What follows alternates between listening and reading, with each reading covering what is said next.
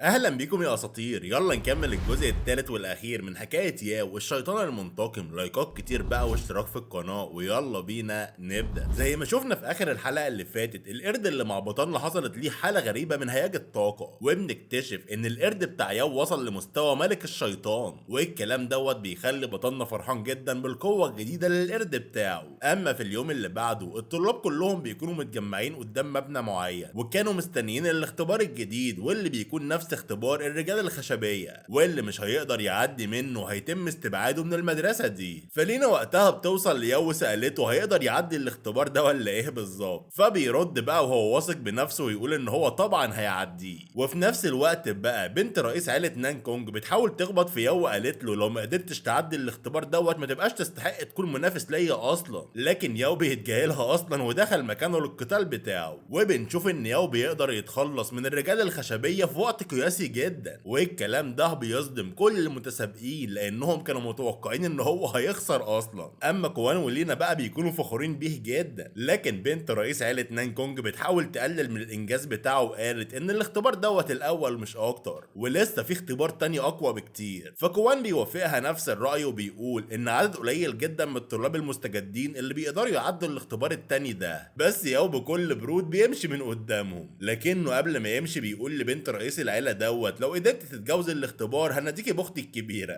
فبتوافق على التحدي لكنها بتكون متعصبه جدا. اما ياو بيخش الاختبار التاني على طول، وكان عباره عن رجال خشبيه اضخم بكتير. وبنشوف ان كوان ولينا بيروحوا ورا بطلنا رغم ان هو قال انه هيعدي الاختبار دوت لوحده. وبنشوف ان فعلا ياو بيعدي من الاختبار دوت وبينتصر على كل الرجال الخشبيه. بس باقي الطلاب بيطلبوا من بطلنا يساعدهم، وبيساعدهم بالفعل يتخلصوا من الاختبار بتاعهم، ودوت وسط اندهاش الكل من قوته الكبيره. لكن بعد ما بيخلص الاختبار الطلاب بدأوا يهتفوا باسم بطلنا اصلا. فكوان بيسأل ياو باستغراب انت ناوي تواجه الرجاله الخشبيه في الاختبار الثالث ولا ايه يا عم؟ لان الاختبار الجاي من مستوى جنرال اليوان اصلا. فياو بيضحك وقال له اكيد طبعا هعدي الاختبار يا عم. وبالفعل بيخش المواجهه، لكن المره دي رغم قوته الكبيره بيخرج وهو فاقد اغلب طاقته اصلا، وما قدرش يتغلب على الدمى الخشبيه المره دي. اما في الناحيه التانيه بقى المعلمين بيسمعوا عن اللي حصل في الاختبار دوت، وامروا المساعدين بتوعهم ان هم يستدعوا ياو عشان يكون طالب عندهم. اما في الليل بقى بطلنا بيكون قاعد يتامل وبيقول ان الحل الوحيد دلوقتي عشان يسترجع قوته ان هو يواجه الرجال الخشبيه من تاني. اما تاني يوم بقى مساعدين المعلمين بيبداوا يتخانقوا على بطلنا ومين اللي هياخده عنده اصلا، لكن المعلمه بتاعته بتتدخل وقالت لهم ان جدها هو عميد المدرسه وانه عاوز يخلي ياو تلميذ عنده. فكلهم بيسكتوا على طول وبينسحبوا من المكان. لكن بعدين بنكتشف ان ديت كانت مجرد خدعه من المعلمه اصلا، وده عشان تبعد باقي المدرسين عن بطلنا ياو، وبتكون عاوزه تطلب منه مره تانية ان هو يكون متدرب شخصي عندها. فياو بقى بيلاقي ان هو مضطر يوافق على تدريب المعلمه ليه لانه مش شايف عنده اي اختيار تاني. اما على الجانب التاني بنشوف شين، ودوت واحد بيكون مكرس كل حياته للتدريب عشان يقضي على ياو، وبيكون واضح كده ان المواجهه بينهم قربت جدا. لكن بعدها بنشوف ان بطلنا مع كوان، واللي زعلان جدا انه ما قدرش يخلي المعلمه سايتو تكون معلمه شخصيه ليه. لكن ياو مش بيهتم بكلامه وبيفتكر ان المعلمه بخيله جدا لانها ما ادتلوش غير 10 حبوب لعلاج الجروح مش اكتر. وبرغم دوت برضه قالت للكل انه بقى تلميذ عند العميد، وكل الطلاب اصلا كانوا فاكرين ان بطلنا محظوظ جدا. وفي المدرسه بنلاقي ان الاخبار انتشرت بسرعه، وبيبان ان الشيوخ والعميد قبلوا طلاب جدد كمان، وبيكونوا 5 طلاب من اللي بقى ليهم شهره كبيره في المدرسه بقوتهم كمان. وكانوا ياو وشين اللي عينوا على بطلنا وبيتوعد انه يقضي عليه، وبنت اسمها فيو يوان وليان. وفي اليوم اللي بعده بقى ياو بيروح لبيت المعلمه سايتو، لكنه بيلاقي خادم المعلمه وبيكون واقف قدام الباب وبيقول له بغرور ان المعلمه قاعده دلوقتي مع الامير ومش هتستقبل اي حد. لكن بطلنا مش بيهتم باي حاجه وبينده على المعلمه بصوت عالي اصلا. فالواد اللي قدامه بيتعصب جدا وبيكون هيضرب بطلنا، لكن المعلمه بتطلع مع الامير واللي بيكون هو الامير التالت هيفن. فالمعلمه بقى بتتاسف لبطلنا على الموقف دوت، بس قبل ما الامير يمشي بيقول للمعلمه تفكر كويس في الموضوع اللي عرضوا عليها. اما في بيت المعلمه بتسال ياو عن سبب زيارته دلوقتي، فبيطلب منها فورا انه عاوز يروح لهويه الشيطان عشان يتدرب لانه حاسس دلوقتي انه على وشك الترقيه. لكن المعلمه بتتعصب جدا وبتقول له ان المكان ده خطير جدا ومليان بالوحوش وانه ممكن يتقتل هناك بكل سهوله، وبتقول له كمان انه يقدر يختار شخص يتدرب يتدرب معاه، لكن دوت هيكون بعد شهر من لعبة صيد الوحوش اصلا اللي هتتعمل هناك. فبطلنا بيلاحظ وقتها كتاب لسنون القتال المتقدمة عند المعلمة، وبتوافق بالفعل ان هي تديله واحد من الكتب دول. لكن وهو خارج بيقول له الخادم بتاع المعلمة ان الامير عاوزه، فياو بيقرر يروح للامير بالفعل، وبيلاقي ان هو بيتدرب بقوة غير طبيعية، والكلام ده بيخلي بطلنا منبهر بمهارته الكبيرة. فالامير وقتها خد باله من وجود بطلنا، وبيسأله بقى ياو عن سبب طلب ان هو يستدعيه. فبيقول له الامير ان الجد بتاعه هو المعلم المفضل ليه، فلو احتاج اي حاجة بقى يروح له على طول. اما ياو بيقول ان كل الناس في المدرسة بتتعامل معاه بشكل لطيف، لكنه بيخاف ان الامير يكون بيخطط لحاجة ضده.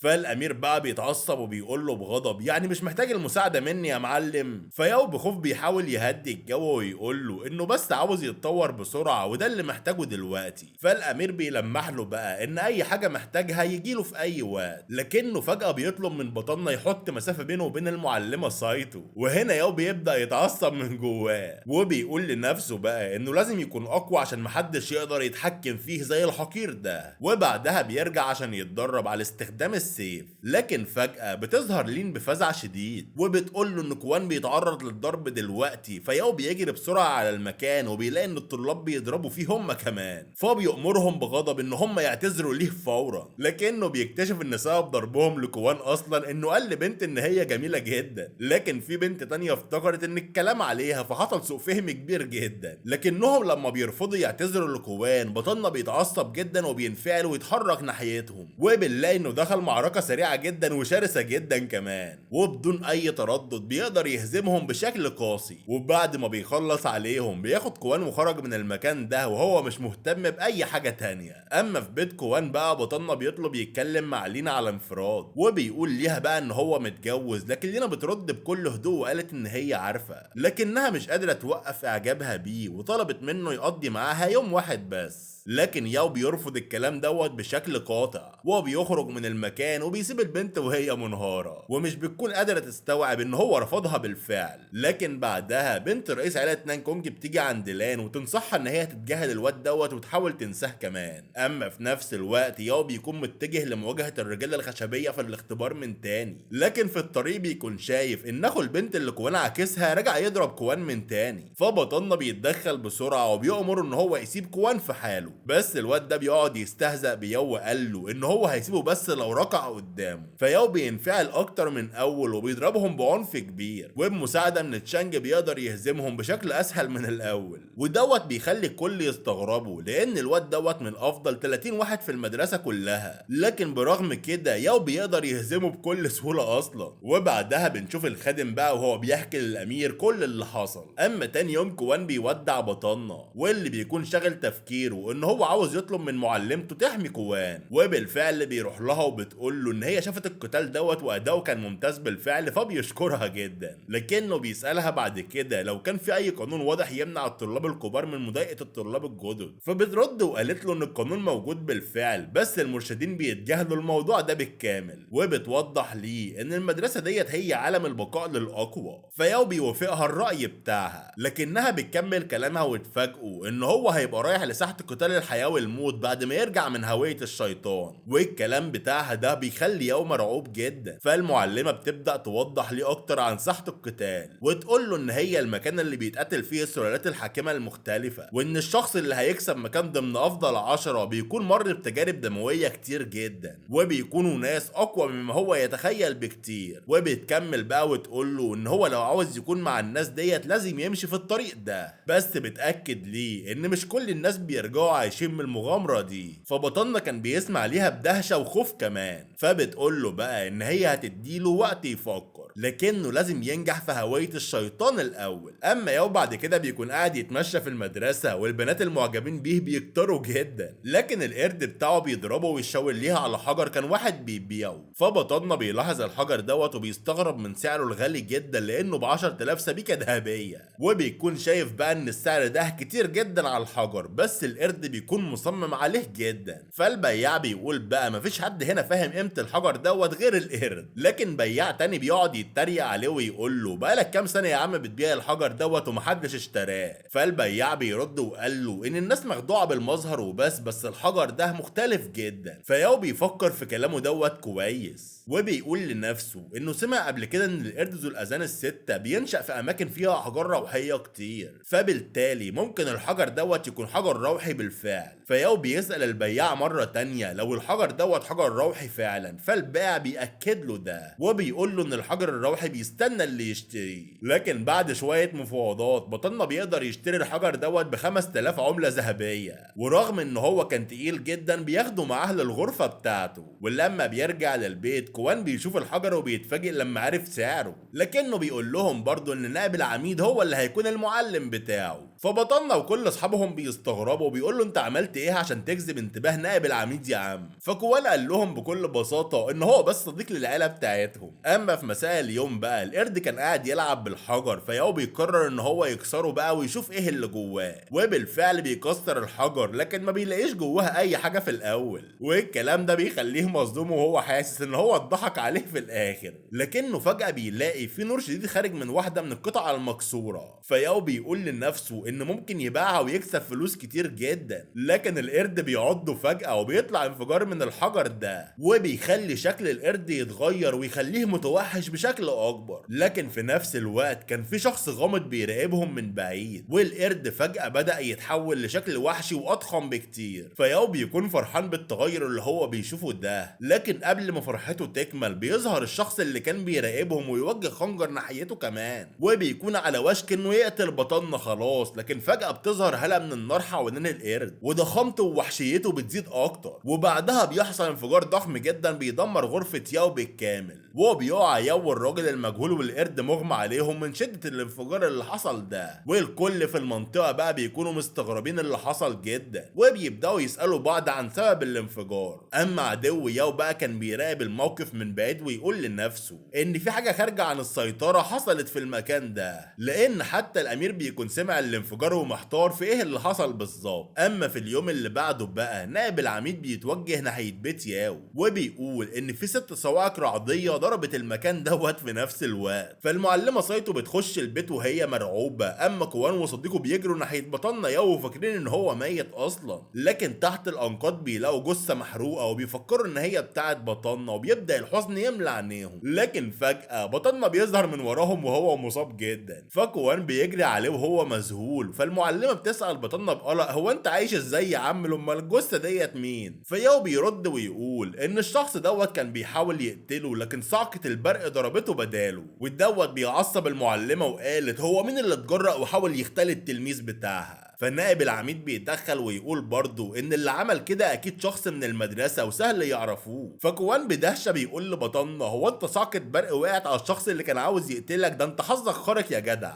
فياو بيرد وقال له يا عم مش انا اللي عملت كده، ده كانت حاجة خارجة عن ارادتي اصلا. بس بعدها ياو بيفتكر القرد وبيدور عليه لكنه بيلاقي ان هو نايم اصلا ورجع لشكله الطبيعي. بس بعدها ياو بيخرج باقي الحجر الروحي من جيبه ويقول انه ما كانش يعرف مقدار قوة الشيء ده، لكن مع استرجاعه للذكريات ياو بيبدأ يفكر في اهمية الحجر الروحي وفي القوة اللي اكتسبها كمان، وبيكون حاسس ان هو لازم يستخدمها بحذر شديد. لكن بعدها بنشوف ان عدو ياو اللي كان اتخانق معاها قبل كده بيكون واقف مع بنت وبيسألها هو احنا نقدر نثق بالشخص دوت ولا ايه؟ فالبنت ردت بكل ثقة وقالت له ايوه، لانه يعتبر اصلا اكتر طالب محبط في المدرسة كلها ودايما كان معزول ومفيش اي حد بيصاحبه، وحتى لو مات محدش هيلاقي دليل. فالعدو ده بيبتسم ابتسامة خبيثة ويقول خلاص يلا نكمل نقاشنا بعدين، وهيستغلوا الفرصة بقى ويحاولوا يتخلصوا منه في هوية الشيطان. وفي اللحظة دي بنكتشف ان عدو ياو هو اللي كان ورا ارسال الشخص المجهول اللي حاول يقتله اصلا في الليل، والخطة بتاعتهم كانت محكمة جدا وكانوا متوقعين ان ياو مش هيقدر ينجو من الهجوم اصلا، لكنهم ما كانوش عاملين حساب الانفجار والصواعق اللي حصلت دي. لكن العدو بتاعه دلوقتي بيخطط لحاجة كبيرة جدا، وهي انه يتخلص من بطلنا نهائيا في هوية الشيطان، وان ده المكان اللي معروف ان محدش بيرجع منه بسهولة. ويا ترى عدو ياو هيقدر يتخلص منه بالفعل ولا ياو هينجو من المكان صعب النجاح فيه زي هوية الشيطان؟ وهو ده اللي هنشوفه اول ما ينزل الموسم التاني على طول. وبس كده، اشوفكم على خير يا اساطير، سلام.